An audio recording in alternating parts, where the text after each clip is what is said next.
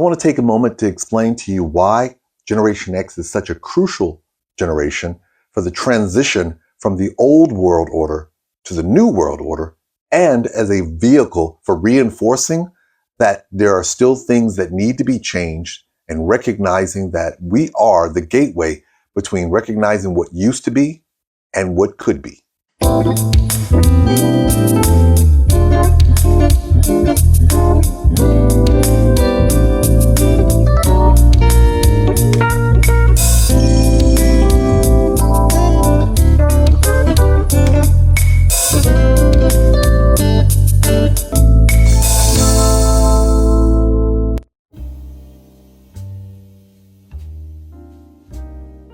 If you were born as part of 1965 and 1980, you are the transitional generation. If you're Generation X, we're a little too young to be a part of the old civil rights movement. But now we're at that point where we're a little too old for TikTok. But the truth is, we've seen it all. It's important to remember that for all of the things that happened during the immediate generations prior to, in terms of just the chaos and just the sheer volume of things that happened, we were raised by their survivors. Therefore, we got a very close glimpse of what that world was like directly from the people who lived it. But we're also a part of the future generation. We're the ones that rolled in cell phones. We're the ones who rolled in laptops and computers. We're the ones who saw the transition from 8-track tape to tapes to CDs to streaming. So it's important to recognize that we are that gateway, meaning we are literally the ones who still have a direct connection to that particular period of time that was so tumultuous and so violent. But we also are the ones who are connected to the digital generation, the kids who are now moving forward and bringing this whole new world order and so forth.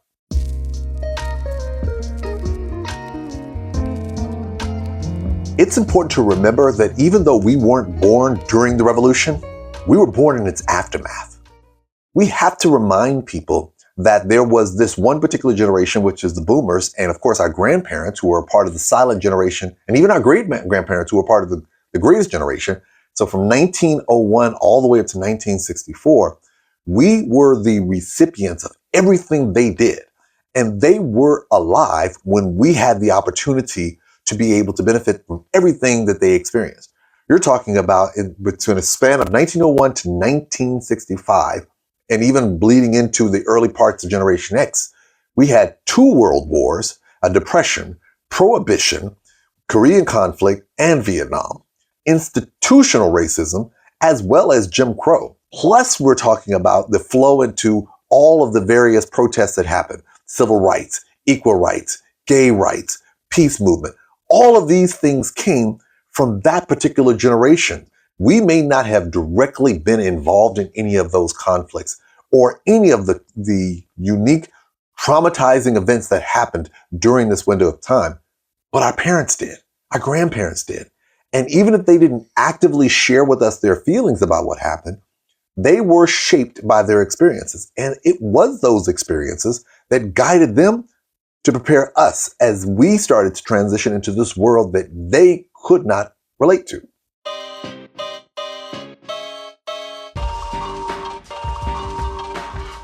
When you're looking at how we communicated, you got to remember, we didn't have Google.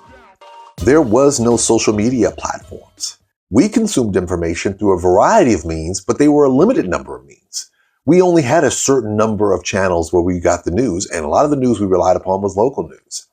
Most of your radio stations, if you were Black owned and you were Black Generation X, were AM stations. And that's where you looked to find out what was going on in your community. And let's not even talk about the various forms of print media, Black Enterprise, Jet, Ebony, or even publications for me as I was growing into a teenager, like Right On magazine. All of these were tools that we knew that would give us direct access to what was going on in our own communities and what was going on in the world.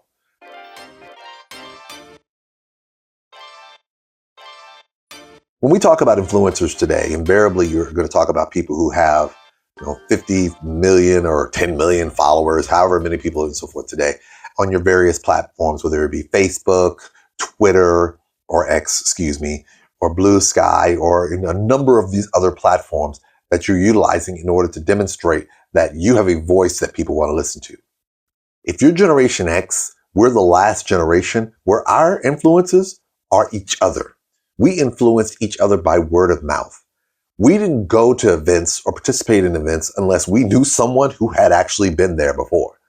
It's important to remember that for us, our decision was based on shared experiences and trust. There was no algorithm.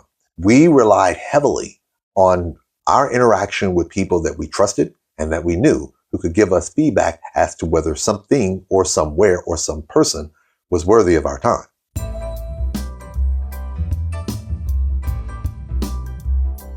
I'm pretty sure a lot of you have heard the old phrase, latchkey kids.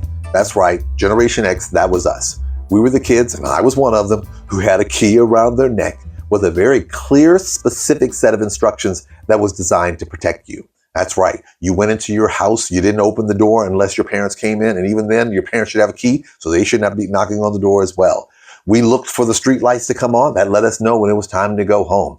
We traveled in packs. We went through other people's backyard. We just had this world where we operated with a lot of autonomy. But a lot of that's missed in that discussion is because our parents came out of the evolution of that period of time where we were now looking at working parent households, and in some instances, two working parents.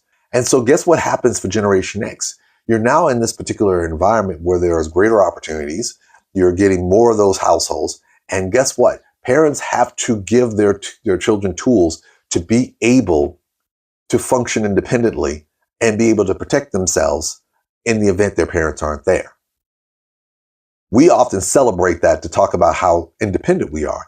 But let's just be clear. That wasn't without much trauma either. We had our own experiences. We remember, and we came up in the time of it's 10 o'clock. Do you know where your kids are? We came up in the time of the Adam Walsh with the devastating loss of his son. If you're a Black Generation X, you remember the Atlanta killings. So we experienced this trauma of recognizing that even though we were given independence, it came with a cost. There were still traumas that we were exposed to that we had to deal with on our own. So you can imagine what happens from our generation. We became the helicopter parents because we did not want to ever have to put our children in the position of having to be as independent as we were.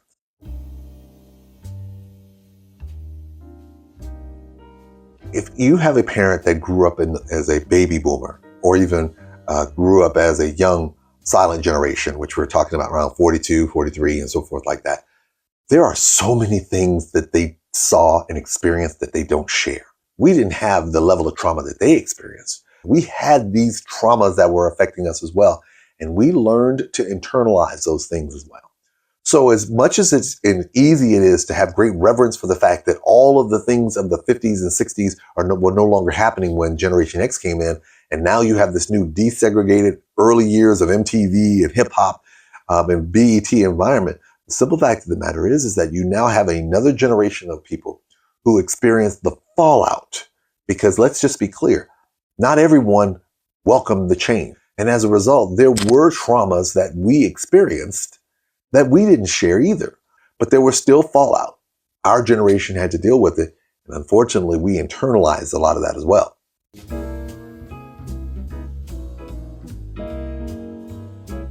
So it's important to remember this.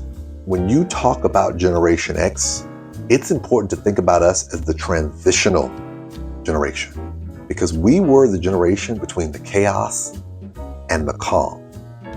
We're the generation where our generation experienced what a desegregated, integrated society looked like. And we were able to pass that on to future generations and put them in environments that were very similar to what we came up in. But it's also important to also remember that we inherited some of that trauma. Not always, but we did in some cases. But we also inherited the ability to survive.